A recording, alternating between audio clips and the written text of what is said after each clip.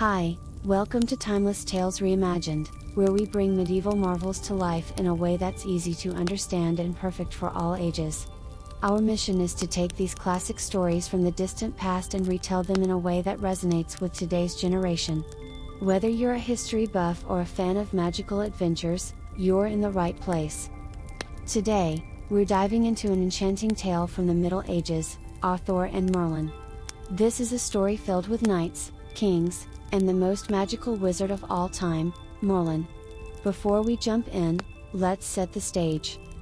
Imagine a world where brave knights roam vast, rolling hills, and majestic castles pierce the sky. This is a time when kings ruled with valor, and magic wasn't just a fairy tale, it was woven into everyday life. In this world, a young man named Arthur is destined to become a legendary king, but not without the help of a mysterious and powerful wizard, Merlin. Merlin's story begins with an extraordinary twist, his birth. Unlike any other child, Merlin was said to have been born with powers beyond imagination. His tale is one of prophecy, courage, and cunning, and it's what shapes the world of King Arthur and the Knights of the Round Table. So, grab your favorite blanket, get cozy, and let's step back in time to discover how it all began. Long ago, in a small kingdom, there lived a woman who had 3 daughters. These daughters were kind and fair, but their lives took a tragic turn when a mischievous spirit decided to meddle with their fates. This spirit, full of malice, caused great sorrow for the family, leading to the deaths of their parents and much strife among the sisters. One of the sisters, in her grief, sought guidance from a wise hermit named Blazy. He taught her to serve God faithfully and to guard her heart against evil. However, her younger sister fell victim to the spirit's tricks and was cursed to bear a child unlike any other. This child was Merlin. Born under mysterious circumstances, Merlin possessed wisdom and magical powers from the moment he could speak. Even as a toddler, he amazed everyone with his ability to predict events and outwit those who sought to harm him. While Merlin grew, the kingdom faced its own struggles. King Constant had passed away, and his steward, a cunning man named Tiger, had taken control. Tiger's reign was full of betrayal, but hope remained in the form of a prophecy. A boy named Arthur would one day pull a sword from a stone and prove himself the true king. Merlin, with his extraordinary abilities, became Arthur's guide. Together, they uncovered secrets, solved riddles, and prepared for the day Arthur would claim his rightful place as king. This is just the beginning of Merlin and Arthur's incredible journey.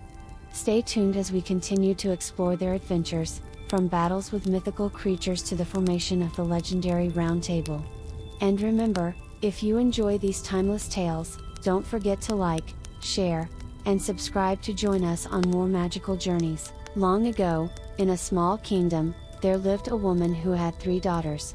These daughters were kind and fair, but their lives took a tragic turn when a mischievous spirit decided to meddle with their fates. This spirit, full of malice, caused great sorrow for the family, leading to the deaths of their parents and much strife among the sisters. One of the sisters, in her grief, sought guidance from a wise hermit named Blazy. He lived deep in the woods, away from the chaos of the kingdom. Known for his wisdom and connection to the divine, Blazy was sought after for counsel in times of despair. The sister confided in him, sharing her fears and the torment her family had endured. Blazy, sensing a greater power at play, urged her to have faith and remain strong.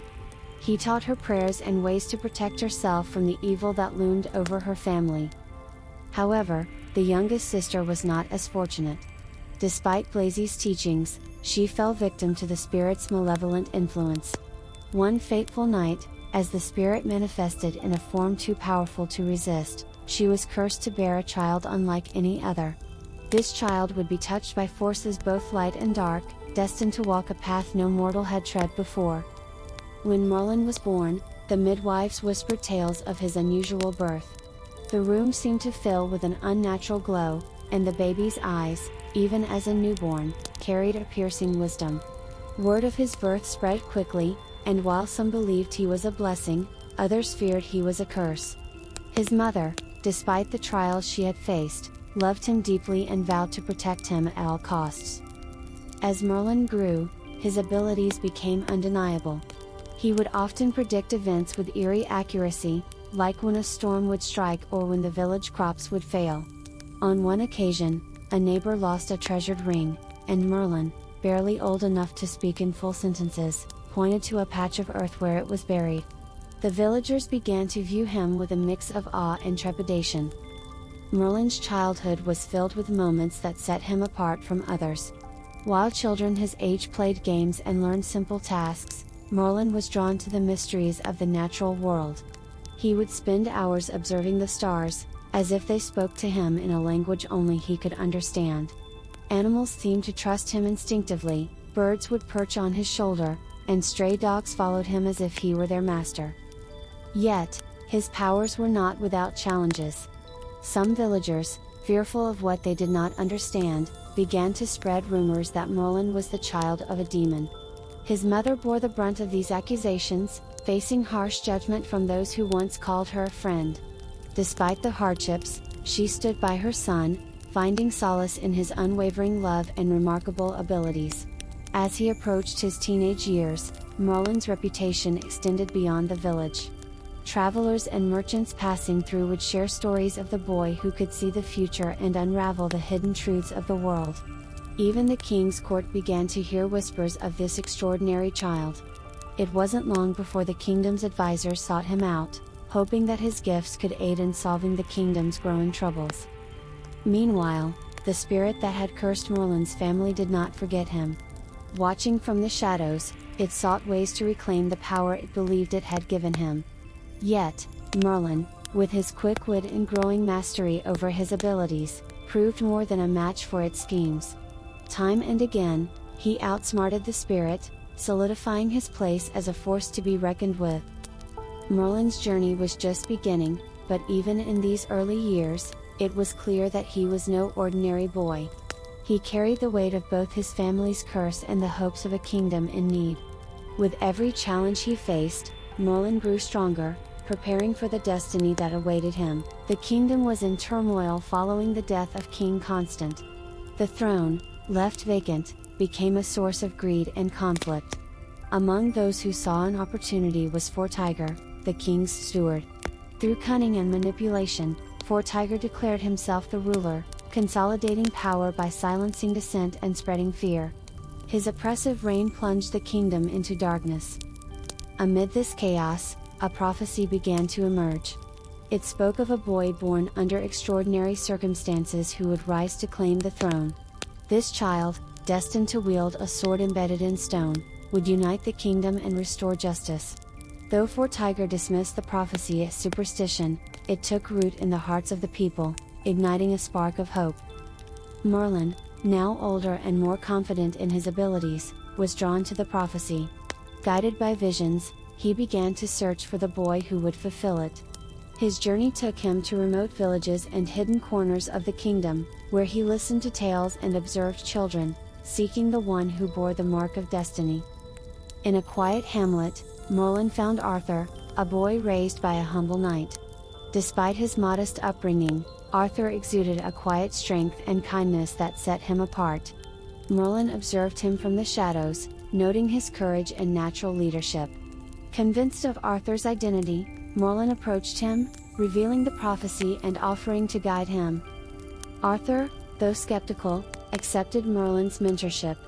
Under Merlin's tutelage, Arthur honed his skills and learned the values of humility, wisdom, and compassion. Merlin taught him not only the ways of leadership but also the secrets of the natural world, preparing him for the challenges ahead. Meanwhile, Fortiger's paranoia grew. Rumors of the prophecy reached his court, fueling his fears. Desperate to secure his rule, he turned to dark magic and ruthless tactics, eliminating anyone he perceived as a threat. His actions only deepened the kingdom's suffering, further alienating the people he sought to control. The day of reckoning arrived when a sword, embedded in a stone, appeared in the kingdom's center. The inscription declared that only the rightful king could pull it free. Men from all corners of the realm gathered, each attempting to claim the sword and failing. Merlin brought Arthur to the stone, his heart filled with quiet confidence. As Arthur stepped forward, a hush fell over the crowd. With a steady hand, he grasped the sword and pulled it free effortlessly. Gasps of astonishment turned to cheers of joy as the people recognized their king. Word of Arthur's feat spread like wildfire, reaching even Fortiger's ears. Consumed by rage and fear, Fortiger realized his reign was coming to an end. Arthur, with Merlin by his side, began the journey to claim his rightful place on the throne. The prophecy had been fulfilled, but the challenges were far from over. Fortiger would not relinquish power without a fight, and the road to unity and peace would test Arthur and Merlin in ways they could not yet imagine. After Arthur pulled the sword from the stone, his claim to the throne was clear, but the road to uniting the kingdom was far from simple. News of Arthur's feat spread quickly, inspiring hope among the people, but also stirring anger and fear in those loyal to Fortiger. The self-proclaimed ruler refused to step down, vowing to crush anyone who challenged his authority. Merlin, ever the strategist, understood the complexity of the situation. He advised Arthur to gather allies and prove himself as a leader, not just through his destiny, but through his actions. Together, they traveled across the land, visiting noble houses and influential leaders. Arthur's humility and charisma won the loyalty of many, but others remained wary, unwilling to risk Fortiger's wrath. During their travels, Arthur and Merlin encountered numerous challenges. One of the first was the Siege of Camlann, a strategic stronghold held by a lord loyal to Fortiger. Arthur, though inexperienced in warfare, relied on Merlin's guidance and his own instincts. Merlin devised a clever plan, using the terrain to their advantage and rallying local villagers to support their cause. The siege ended in a decisive victory, bolstering Arthur's reputation as a capable leader. As Arthur's forces grew, so did Fortiger's desperation. The steward turned to darker powers, summoning sorcerers to strengthen his army with enchantments and curses.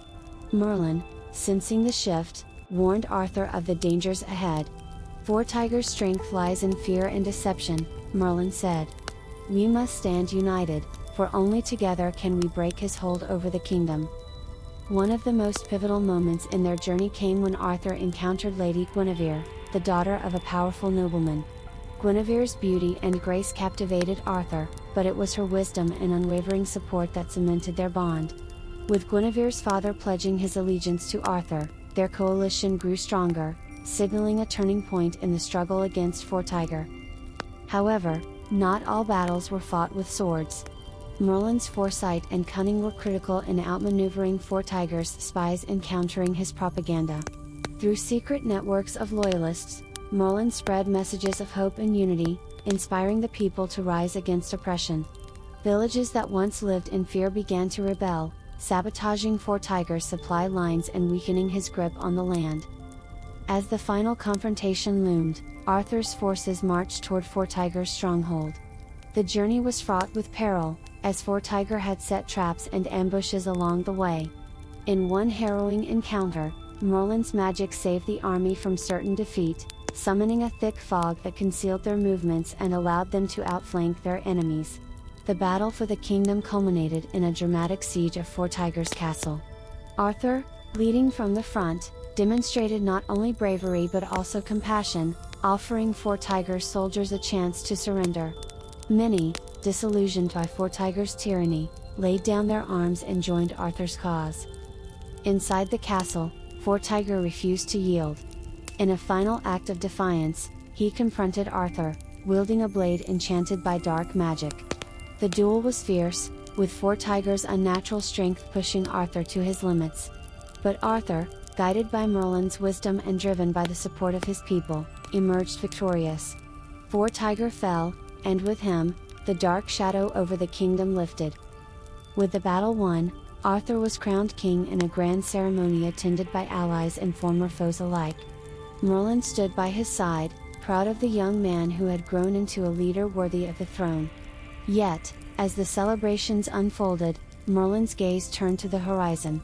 He knew that this victory was only the beginning of Arthur's story and that the challenges ahead would test them both in ways they could not yet imagine. With Arthur crowned king, the kingdom began to heal from the wounds inflicted during Fortiger's reign. However, the path to peace and prosperity was fraught with challenges. Arthur knew that uniting a fractured realm required more than just a throne, it demanded justice, wisdom, and the trust of his people. Beside him stood Merlin, whose counsel would prove invaluable in navigating the trials to come. One of Arthur's first acts as king was to establish the Knights of the Round Table. This was no ordinary council of warriors, it was a fellowship bound by honor, equality, and the pursuit of justice. The Round Table itself, crafted by Merlin, symbolized the unity and equality among the knights, ensuring that no man sat above another. Among the knights were Sir Lancelot, Sir Gawain, and Sir Percival, each chosen for their bravery and unwavering loyalty. The Knights of the Round Table quickly became a beacon of hope for the kingdom. They embarked on quests to right wrongs, defend the weak, and bring order to lawless regions. One such quest involved a village plagued by a marauding dragon. Sir Lancelot, with Merlin's guidance, led a small group to confront the beast. While the dragon proved a formidable foe, it was ultimately defeated, and the villagers celebrated their newfound freedom. Stories of the knights' heroics spread, solidifying Arthur's reign as one of justice and compassion. Yet, even as Arthur's kingdom thrived, darkness loomed on the horizon. In a distant land, an ambitious sorceress named Morgana began to gather power. Morgana, a woman of great beauty and cunning, shared a tangled history with Arthur. Though she had once been a trusted ally, jealousy and ambition had turned her against him. Now, she sought to claim the throne for herself, using forbidden magic to build an army of followers. Merlin, aware of Morgana's growing influence, warned Arthur of the threat she posed. "Morgana's power rivals my own," he said gravely. "If we are to face her, we must be prepared." Arthur, understanding the gravity of Merlin's words, began to fortify the kingdom, rallying his knights and strengthening their defenses. Morgana's first act of aggression came in the form of a curse. Using dark magic, she unleashed a blight upon the land, withering crops and turning rivers to poison. The people, frightened and desperate, looked to Arthur for salvation. Merlin, using his knowledge of ancient spells, worked tirelessly to counter the curse, but the damage was already done. Hunger and fear spread like wildfire, threatening to undo the unity Arthur had worked so hard to achieve. Despite the hardships, Arthur refused to waver. He personally visited affected regions, offering aid and words of encouragement. His compassion inspired his people to persevere, and under Merlin's guidance, the kingdom began to recover. The knights, too, played a crucial role, protecting supply lines and restoring order where chaos had taken hold. The tension between Arthur and Morgana reached its peak when she launched an attack on Camelot itself. Her forces, bolstered by dark magic, laid siege to the castle, overwhelming its defenses. Merlin, realizing the gravity of the situation, called upon the knights to hold the line while he confronted Morgana directly. In a climactic battle of sorcery, Merlin and Morgana faced off in the castle's great hall. Their magic clashed, lighting the room with flashes of energy and sending tremors through the stone walls. Though Morgana's power was immense, Merlin's wisdom and experience gave him the upper hand. With a final, decisive spell, he banished her from Camelot, though he knew this was not the end of her threat. The battle left Camelot scarred but resilient. Arthur, undeterred by the destruction, vowed to rebuild and strengthen the kingdom.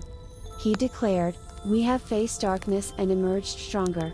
Let this be a testament to the courage and unity of our people." Merlin, weary but steadfast, stood by Arthur's side. He knew that greater challenges lay ahead, for Morgana's ambitions had not been extinguished. Yet, he also saw the strength in Arthur and his knights, a strength that gave him hope for the future. As Camelot rose from the ashes, the bond between Arthur and Merlin deepened. Together, they forged a legacy that would endure for generations, a legacy of courage, wisdom, and unyielding hope in the face of adversity. The years following Morgana's siege on Camelot were a time of both triumph and turbulence for King Arthur and his court. While the kingdom continued to prosper under Arthur's wise and just rule, whispers of Morgana's return kept the knights vigilant. Merlin, ever the watchful protector, spent long hours studying ancient texts and consulting with the spirits of old, seeking guidance on how to counter the growing darkness that threatened their peace. It was during this time that Merlin foresaw the arrival of an object of immense power, the Holy Grail. This mystical artifact, said to grant eternal life and wisdom, had been hidden for centuries, its location shrouded in mystery. Merlin's visions revealed that the Grail could be the key to uniting the kingdom forever and ensuring that Morgana's dark ambitions were thwarted. However, the quest to find it would be fraught with peril. Arthur, upon hearing Merlin's prophecy, called upon his most trusted knights to undertake the quest. Among those chosen were Sir Lancelot, Sir Galahad, and Sir Percival, each possessing unique qualities that would be essential for the journey. Before they departed, Merlin warned them, "The path to the Grail is not marked by strength alone. It will test your hearts, your resolve, and your very souls." The knights set out, their journey taking them through treacherous lands and uncharted territories. Along the way, they faced trials that tested their courage and character. In one instance, Sir Lancelot encountered a bridge guarded by an enchanted knight who demanded proof of his worthiness. Though Lancelot's skill with the sword was unmatched, it was his humility and compassion that allowed him to pass. Sir Galahad, the youngest and purest of heart, faced challenges of a different kind. In a desolate forest, he came upon a spectral figure offering him untold riches in exchange for abandoning the quest. Galahad's unwavering faith and commitment to the Grail allowed him to resist the temptation, earning him the favor of the divine forces guiding their journey. As the knights ventured deeper into their quest, Morgana's presence became increasingly apparent. She sought to sabotage their efforts, using illusions and traps to sow discord among them. In one harrowing encounter, Sir Percival was led astray by a vision of his family in distress. It was only through Merlin's intervention, appearing to him in a dream, that Percival was able to overcome his doubts and rejoin his companions. Meanwhile, back in Camelot, Arthur faced his own trials. The kingdom's enemies, emboldened by the knight's absence, began to stir. Arthur, with Merlin's guidance, worked tirelessly to maintain order and protect his people. His leadership during this time only deepened the respect and loyalty of his subjects, solidifying his legacy as a king who placed his people above all else. The knight's journey reached its climax when they arrived at a sacred, hidden valley where the Grail was said to reside. The valley was guarded by an ancient order of monks, who tested the knights one final time. Each was asked to confront their deepest fears and doubts. Only those who passed this final trial were allowed to approach the Grail. Sir Galahad, whose heart remained untainted, was the only knight to succeed fully. As he approached the Grail, a brilliant light enveloped him, and he was granted a vision of divine truth. Galahad realized that the Grail's power was not meant to be wielded by mortals but to inspire them to strive for greater virtue. With this understanding, he chose to leave the Grail in its sacred resting place, ensuring that it would not fall into the wrong hands. When the knights returned to Camelot, they brought with them not the Grail itself, but the wisdom and strength they had gained on their journey. Their tales of bravery and sacrifice inspired the people, reminding them of the values that Arthur's kingdom stood for. Merlin, seeing the unity and hope that the quest had brought, knew that the kingdom was stronger than ever. Yet, he also sensed that the greatest challenges were still to come. As he stood beside Arthur, gazing out over the thriving kingdom, he could not help but feel a mixture of pride and foreboding. The story of Camelot was far from over, and the trials ahead would test them all in ways they could not yet imagine. As the years passed, the kingdom of Camelot flourished under Arthur's rule. The bonds forged by the Knights of the Round Table and the wisdom imparted by Merlin had created a golden age of peace and prosperity. Yet, the shadow of Morgana lingered on the edges of their world. Her thirst for vengeance and power had not waned, and she continued to plot the downfall of Camelot from her hidden fortress.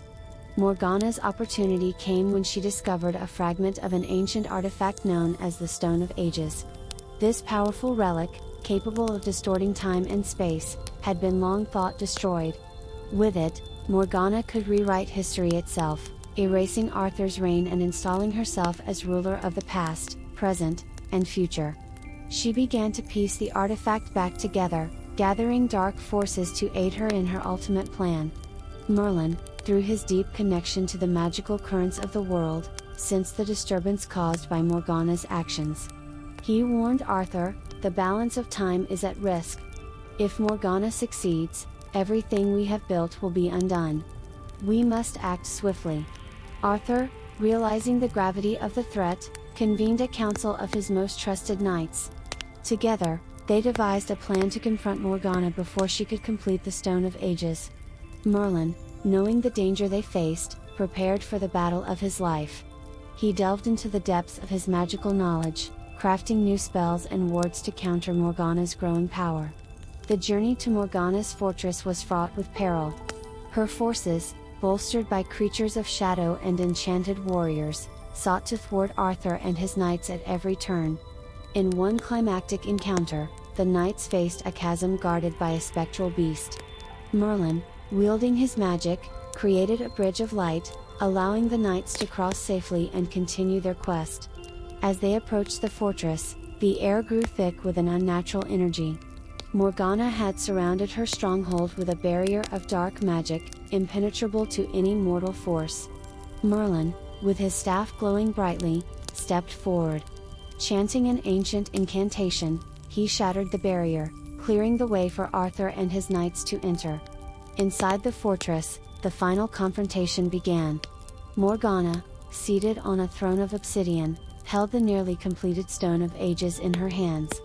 Her eyes burned with a malevolent light as she stood to face Arthur and Merlin. "You are too late," she sneered.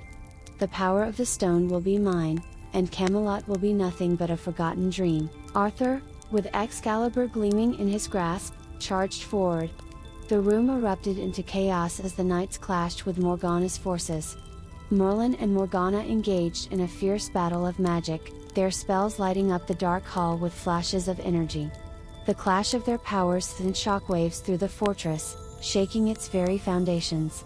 As the battle raged, Arthur managed to reach the Stone of Ages. Realizing the danger it posed, he struck it with Excalibur, shattering it into countless shards.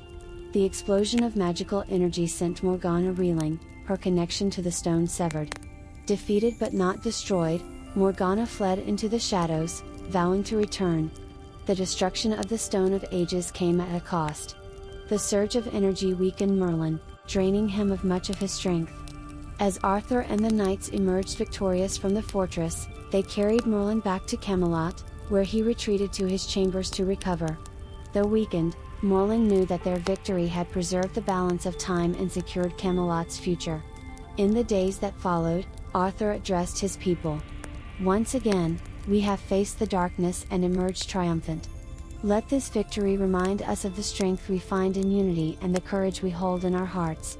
The people of Camelot celebrated, their faith in their king and his knights stronger than ever.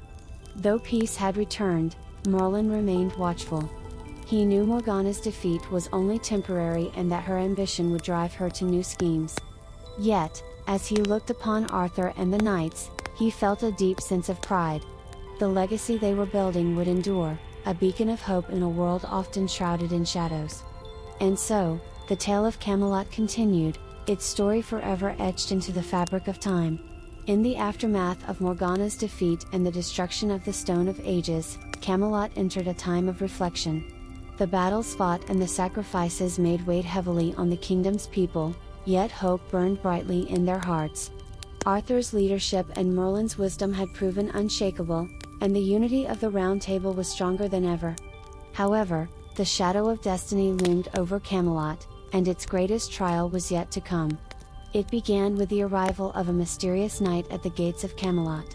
Clad in black armor and riding a steed as dark as night, he issued a challenge to Arthur and his knights.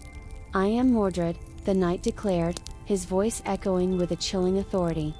"I claim a right to this throne, for I am of Arthur's own blood." The revelation sent shockwaves through the court. Mordred, it was said, was the son of Arthur, born of a forbidden union in his youth. Though Arthur had long since sought to put his past behind him, this claim could not be ignored. Mordred's challenge was more than a test of strength, it was a question of legitimacy and the fragility of the bonds that held Camelot together. Merlin, Sensing the danger Mordred posed, urged caution. His arrival is no accident, Merlin warned. He carries more than ambition, there is darkness in his heart that could undo all we have built. But Arthur, bound by honor and the expectations of his knights, could not dismiss Mordred outright. He agreed to meet the challenger in a tournament, a test of skill and courage to determine whether Mordred's claim had merit. The tournament drew knights and spectators from across the realm. On the day of the contest, Camelot's fields were transformed into a grand arena. Mordred's prowess was undeniable, he bested some of Arthur's most skilled knights with ease. His cunning and ruthlessness became apparent, and whispers of unease spread among the onlookers. It was clear that Mordred sought more than victory, he sought to sow discord within Camelot. When Arthur and Mordred finally faced one another, the tension was palpable. Their duel was a spectacle of unmatched skill and intensity, the clash of their swords ringing across the field. Arthur fought with the strength of a seasoned king, but Mordred's youth and ferocity pushed him to his limits. The battle ended in a stalemate, with neither yielding. Arthur, recognizing the depth of the conflict, invited Mordred to the round table to discuss terms. It was here that the true nature of Mordred's ambitions became clear. He did not seek unity but division. Mordred spoke of grievances against Arthur's rule, twisting truths to turn knights and lords against their king. Though many remained loyal to Arthur, a rift began to form, and Camelot's unity was put to the test. Merlin, determined to uncover the source of Mordred's malice, delved into ancient prophecies and sought visions of the future. What he saw chilled him to his core, a great battle on the plains of Camlann, where brother would fight brother and the golden age of Camelot would hang by a thread. The choices we make now will shape the fate of this kingdom, Merlin told Arthur. We must tread carefully, for the cost of failure will be greater than we can bear. Despite their efforts to negotiate peace, Mordred's influence grew. Alliances faltered, and whispers of rebellion spread. Arthur, torn between his love for his people and the burdens of leadership, struggled to hold the kingdom together. The inevitability of conflict became clear when Mordred declared open war, rallying those disillusioned with Arthur's rule to his banner. The Battle of Camlann was a tragedy foretold. The plains became a sea of clashing swords and banners, a testament to the fractured bonds of a once united kingdom. Arthur, leading his knights into battle, fought with the courage and honor that had defined his reign. Merlin, though weakened by his past struggles, stood by his side, using his magic to shield their forces and turn the tide where he could. The battle's climax came when Arthur and Mordred faced each other once more. Their duel was fierce and unrelenting, a clash of ideals as much as strength. Though Arthur dealt a mortal blow to Mordred, he himself was gravely wounded. As the battlefield fell silent, it became clear that this victory had come at a terrible cost. Merlin, cradling the wounded king, spoke words of comfort. Your legacy will endure, Arthur, he said. Camelot's light will shine even in the darkest of times. With his dying breath, Arthur entrusted Excalibur to Merlin, who cast it into a sacred lake, ensuring its power would remain hidden until the world was ready for its return. As the sun set on the plains of Camlann, Merlin vanished into the mists, his fate a mystery to all but the spirits he served. The golden age of Camelot had ended, but its legend lived on, a beacon of hope and a reminder of the enduring power of unity and courage. The aftermath of the Battle of Camlann marked the end of an era, yet it also sowed the seeds of a legacy that would endure beyond time. With King Arthur fallen and Camelot fractured, the once golden kingdom became the stuff of legend, whispered across lands near and far. Yet, the tale did not end with Arthur's death, for Merlin still walked the earth, carrying the weight of both his triumphs and failures. After casting Excalibur into the sacred lake, Merlin retreated from the world of men. Weakened by the battles and sacrifices he had endured, he sought solace in the ancient forests and hidden realms where magic still thrived. It was in these secluded places that Merlin began to reflect on the events that had unfolded and the choices that had led to them. His heart was heavy, for he had foreseen much of what had transpired but had been powerless to prevent the inevitable. As the years passed, the world around Merlin began to change. The age of magic waned, replaced by the steady march of mortal ambition and the rise of kingdoms built on stone and steel rather than enchantment. Yet, Merlin's presence lingered, a guardian of the old ways and a reminder of the wisdom that had shaped Camelot. One day, as Merlin wandered through a mist-shrouded glade, he encountered a young boy tending to a flock of sheep. The boy, unremarkable at first glance, possessed an inquisitive spirit and a spark of courage that reminded Merlin of Arthur in his youth. Intrigued, Merlin struck up a conversation with the boy, learning of his dreams and struggles in a world that often seemed cruel and unforgiving. "The world is full of challenges, young one," Merlin said, his voice tinged with both weariness and hope. "But within you lies the strength to rise above them. Remember, greatness is not found in power but in the choices we make and the kindness we show to others." The boy, inspired by Merlin's words, asked, "Who are you, wise one? How do you know so much about the world?" Merlin smiled faintly but did not answer directly. Instead, he handed the boy a small, enchanted pendant, a relic of Camelot imbued with the light of its ideals. "Keep this close," Merlin said. "One day, it may guide you when the path seems darkest." As the boy departed, Merlin felt a flicker of hope reignite within him. Perhaps the spirit of Camelot was not entirely lost but rather waiting to be reborn in a new form, through those who carried its values in their hearts. Meanwhile, in the distant mists of Avalon, the island where Arthur's body had been born, whispers of his eventual return began to spread. The enchantresses who dwelled there, keepers of ancient knowledge, spoke of a time when the once and future king would rise again to lead the world in its darkest hour. This prophecy became a beacon of hope for those who longed for the return of Camelot's golden age. Merlin, aware of these whispers, continued his solitary journey, guarding the secrets of Avalon and the remnants of Camelot's legacy. Though he longed to see Arthur again, he understood that destiny worked in mysterious ways and that his role was to ensure that the wisdom of the past would not be forgotten. In his final years, Merlin's figure became a myth in itself. Travelers and wanderers spoke of an old man with a staff, whose words could change the course of lives and whose presence brought a sense of calm and wonder. Some claimed he had vanished into the stars, while others believed he still roamed the hidden corners of the earth, watching over humanity from afar.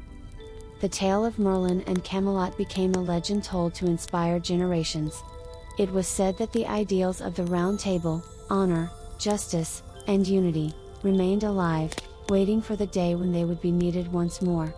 And in the hearts of those who believed, the magic of Camelot endured, a timeless reminder that even in the face of darkness, light could always be found. Thus, the story of Merlin reached its end, or perhaps its beginning. For legends never truly die, and the spirit of Camelot lived on, carried by those who dared to dream of a better world. In the hidden mist of Avalon, where time flowed differently from the mortal world, Arthur's body rested in a state of eternal peace. The island was a realm of enchantment, untouched by the conflicts and ambitions of men, its shores guarded by the enchantresses who had sworn to preserve the balance of magic and the legacy of the once and future king. The enchantresses, led by the enigmatic Lady of the Lake, devoted themselves to protecting the sacred artifacts of Camelot. Excalibur lay at the heart of Avalon, embedded in a pedestal of crystal, its blade shimmering with an ethereal light. The sword's power was immense, and its presence served as a reminder of Arthur's enduring connection to the realm of magic. Among the enchantresses, whispers of a prophecy persisted, a foretelling that one day, when the world faced its darkest hour, Arthur would rise again to unite the fractured kingdoms and restore the light of justice. This belief was not merely a hope but a certainty etched into the fabric of Avalon. The Lady of the Lake often gazed into the waters of the sacred pool, seeking glimpses of the future. Though the visions were fleeting and enigmatic, they always pointed to a time when Arthur's spirit would be needed once more. Merlin, who had retreated from the mortal world, occasionally visited Avalon. Though he no longer involved himself in the affairs of men, his bond with Arthur drew him back to the island. During his visits, he would sit by Arthur's resting place, his thoughts heavy with the memories of their shared journey. Merlin's magic had grown quieter, more introspective, as he sought to understand the ebb and flow of destiny. One such visit brought an unexpected vision. As Merlin meditated by the sacred pool, the waters began to ripple, and a vivid image appeared.